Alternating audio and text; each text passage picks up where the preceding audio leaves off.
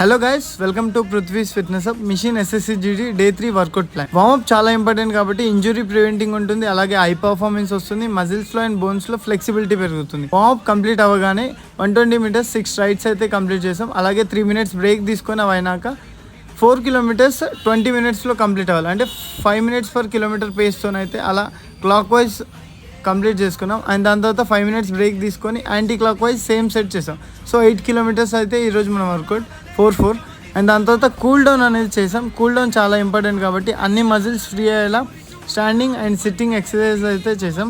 Cool down చేయకపోతే మీరు next day work out చేయలేరు కాబట్టి స్ట్రెచెస్ అన్ని కంప్లీట్ చేసాం.